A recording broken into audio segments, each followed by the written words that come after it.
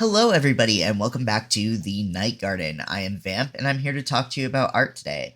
So, as you can see, we are working traditionally today. I wanted to take a break from digital because I've been doing a lot of big projects that have been kind of stressing me out lately. So, I needed a little bit of a break. This is actually done on Thursday morning, so this also gave me a lot less to do in terms of editing for YouTube. It took less time away from my day. So I was able to focus on some other projects that really need attention. I have something that's due on Wednesday that I'm really excited to launch. I'm going to keep it mum for now. It's going to be announced with the Noob vs. Pro episode on May 8th. So keep an eye out for that. What I'm working on here, I'm using Copic markers. Marker is one of my favorite mediums to use not digitally, traditionally. Markers are one of the things I use the most when I'm working traditionally, that or watercolors. And I wanted to just kind of work and not stress. And so right here, what I'm doing is I'm testing one of the candles in the back with a color combination that I think is going to work. And I'm pretty happy with it by the time I finish. I kind of blend it together with a colorless blender. For those of you who don't know, a colorless blender is just a marker without any pigment in it. So it's that alcohol mix that they use as the color bases. And then you use that to kind of make the edges between the different colors soften and blend into each other. And then I'm like, okay, yeah, this is going to work. So this is what I spend the whole time doing. In case you were interested on what's going on in the background here. I will put my colors up on the screen so that you can see what I'm using. The piece of tracing paper is to keep my hand from dirtying the paper underneath and also stops like oils from transferring and all of that fun stuff.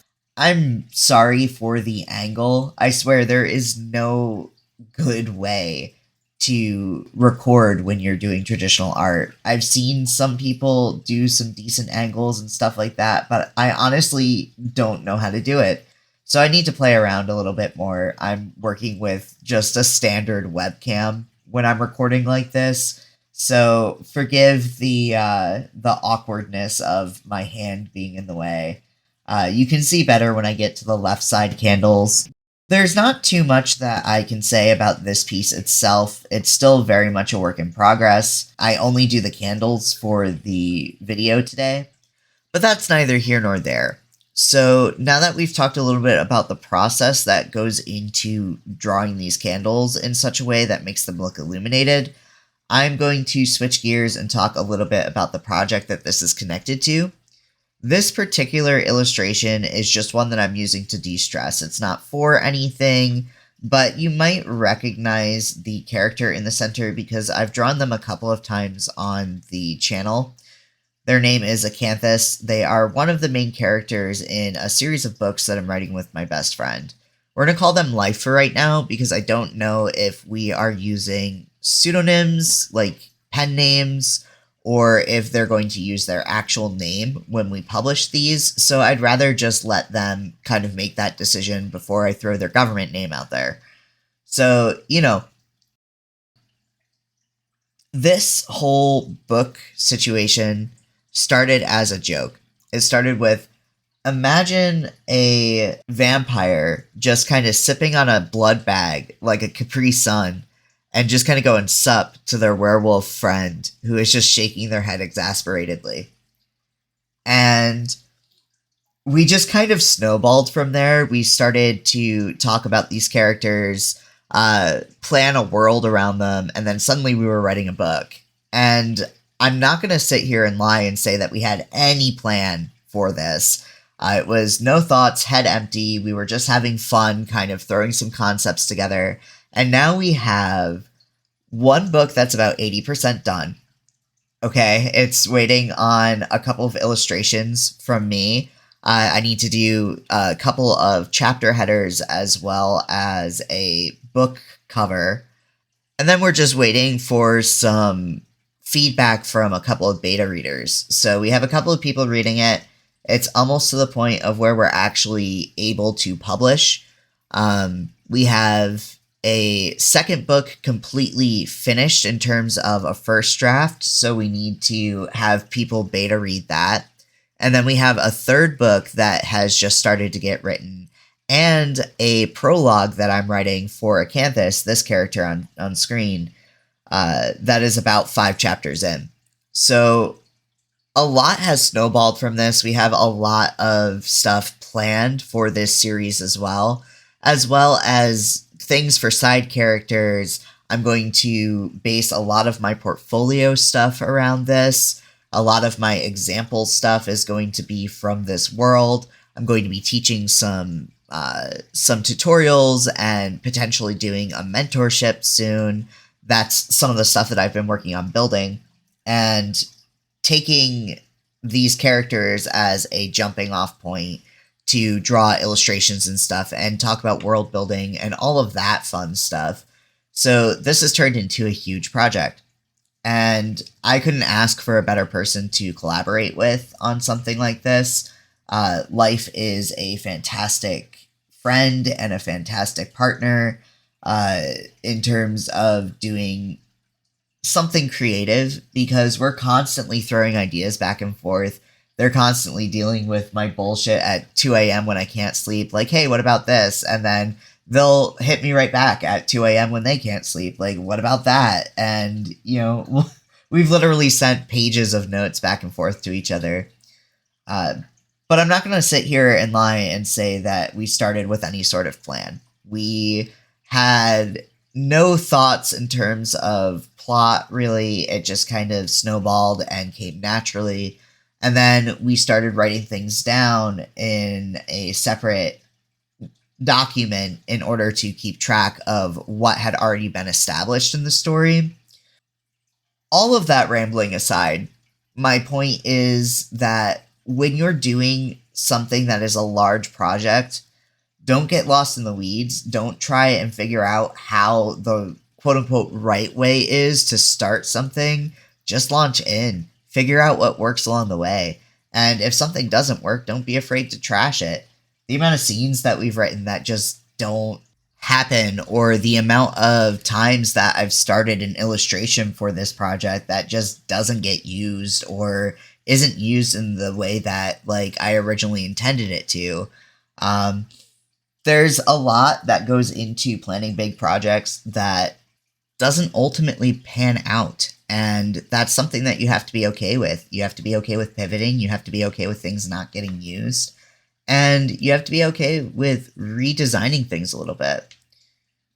Also, when it comes to collaboration, you might have some ideas that you think are great that another person really doesn't care about or doesn't think fits the vibe that you're trying to make. And that's something that's really important to keep aware of, and make sure that you're working with people that you can work with well, or that are going to be able to take a criticism without letting it get to heart. So now that I've rambled just a little bit about that kind of stuff, I think that I'm going to let the music fade up and just kind of let you guys watch through to the end of the process, and then I will be back at the end of the video.